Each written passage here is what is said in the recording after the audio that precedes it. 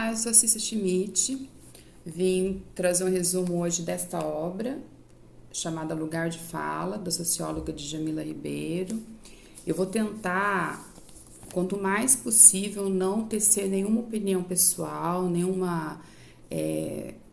pensamento, nenhuma reflexão pessoal sobre a obra, para tentar ser o mais imparcial possível. É um livro pequeno, gente. Ele não é um livro do tamanho normal, né? Um livro normal, mais ou menos assim. Esse é um livro, parece que é mais ou menos uns 2/3 do tamanho de um livro normal.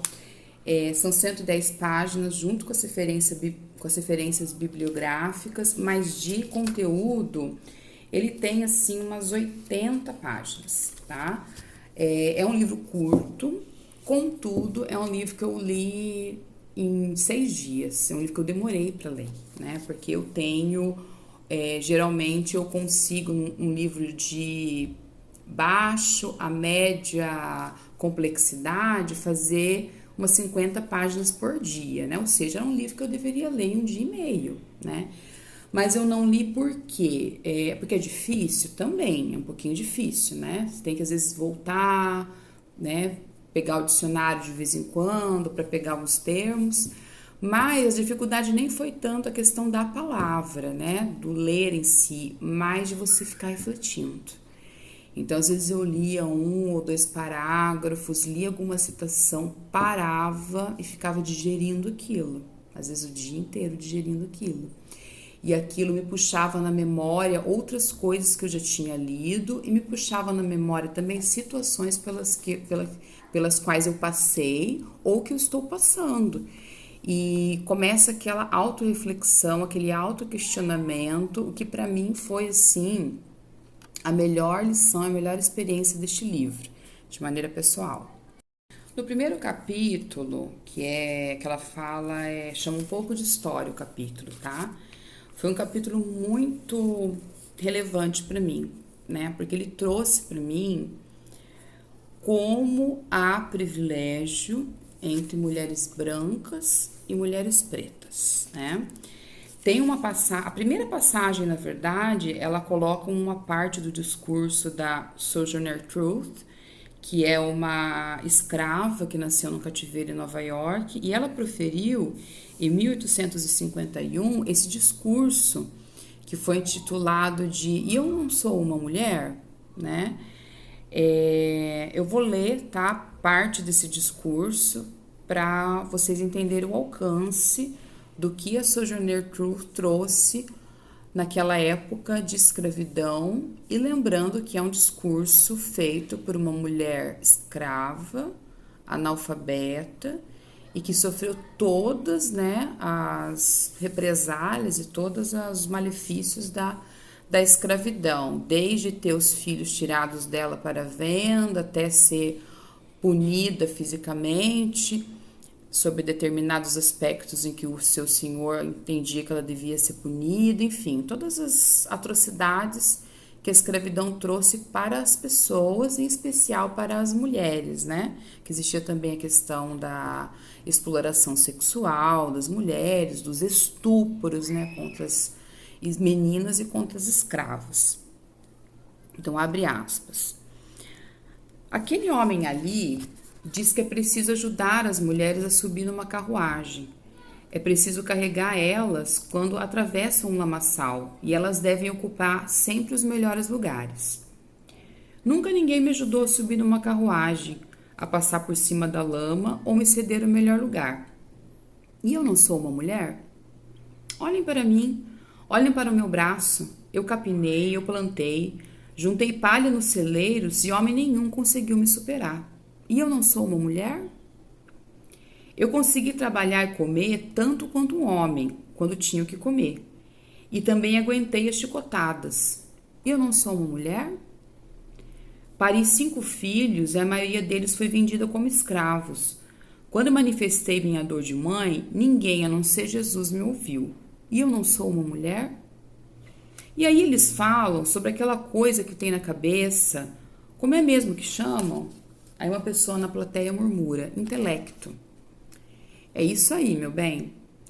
O que é que isso tem a ver com o direito das mulheres ou o direito dos negros? Se minha caneca não está cheia nem pela metade e se a sua caneca está quase toda cheia, não seria mesquinho da sua parte não completar a minha medida? Então aquele homenzinho vestido de preto diz que as mulheres não podem ter tantos direitos quanto os homens, porque Cristo não era mulher. Mas de onde é que vem o seu Cristo? De onde foi que o seu Cristo veio? De Deus e de uma mulher. O homem não teve nada a ver com ele. Se a primeira mulher que Deus criou foi suficientemente forte para sozinha virar o mundo de cabeça para baixo, então todas as mulheres juntas conseguirão mudar a situação e pôr novamente o mundo de cabeça para cima. E é melhor que os homens não se metam.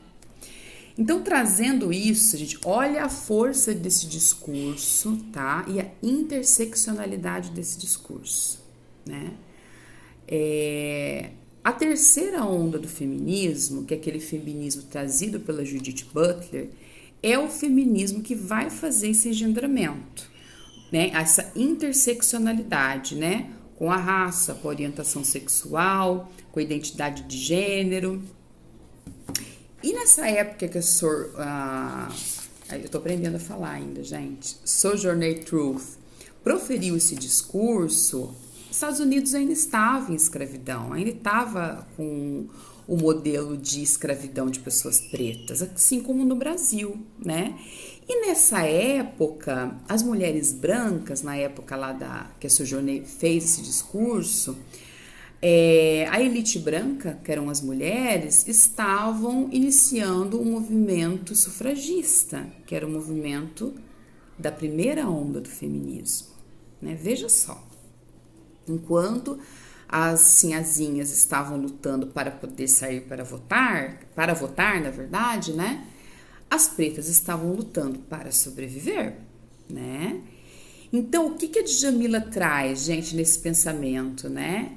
Que, na verdade, existia, sim, luta das mulheres pretas. Muito ao contrário do que as pessoas pensam, de que a primeira onda, né? A primeira vez que as mulheres levantaram bandeira para lutar por algum direito, foi na primeira onda, que era o movimento sufragista, né? E a gente percebe aqui, fazendo a análise desse discurso e de um outro que ela faz, a Sojourner, que eu vou ler também, que essas mulheres já estavam lutando faz tempo, né? Eu vou ler aqui um outro trecho de um outro discurso da Sojourner, que ela fala especialmente sobre a questão das mulheres brancas estarem lutando pelo direito ao voto, né? Enquanto as mulheres pretas estavam sendo estupradas, exploradas e escravizadas, tendo os filhos arrancados dos braços para venda em razão da escravidão. Eu vou abrir aqui parênteses novamente, né? Sojourner falando de novo, tá? Quando vi mulheres no palco, na convenção pelo sufrágio da mulher, no outro dia, eu pensei, que tipo de reformistas são vocês? Com asas de gansos em vossas cabeças, como se estivessem indo voar e vestidas de forma tão ridícula, falando de reforma e do direito das mulheres? É melhor vocês mesmas reformarem a si. Reformem-se vocês mesmas em primeiro lugar. Mas Sojourner é um velho corpo e em breve vai sair deste mundo. Então, gente, vocês conseguem perceber a cegueira das mulheres brancas, né? A cegueira das sufragistas em relação às mulheres pretas, né?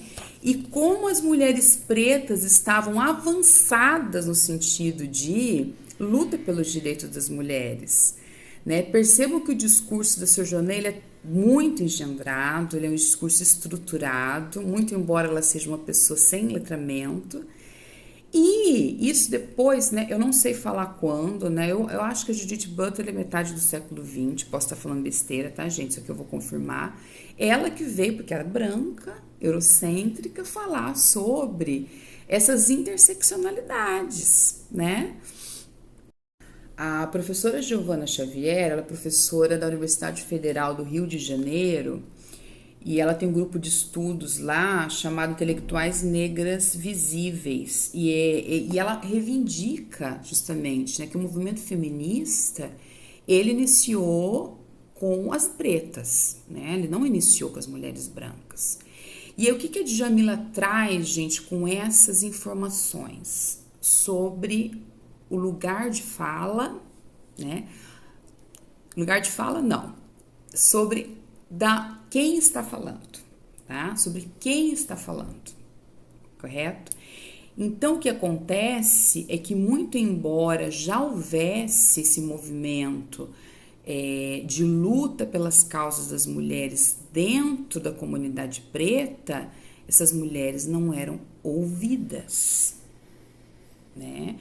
Essa foi a grande diferença entre o movimento sufragista e depois os outros movimentos que vieram até hoje, tá? Movimentos de mulheres brancas com o de mulheres pretas, que as mulheres brancas têm um poder de escuta maior. E as mulheres pretas são absolutamente renegadas, são absolutamente não ouvidas. Aí a Djamila faz uma crítica, né? Por exemplo, a Bell Hooks, que é uma feminista negra, ela sempre foi chamada de identitária, né? E essa questão de ser identitário, dos movimentos identitários, sempre sofreram muitas críticas, porque muitos pensadores entendem, né, que há um apartheid, que há um movimento separatista quando você se identifica, quando existe um movimento identitário. Contudo, a Djamila entende que é muito importante haver essa marcação da identidade, correto?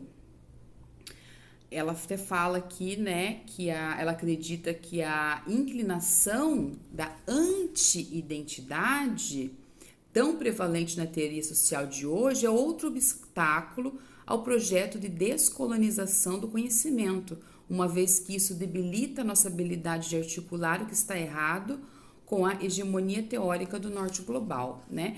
Então, a Djamila, ela reforça isso, tá?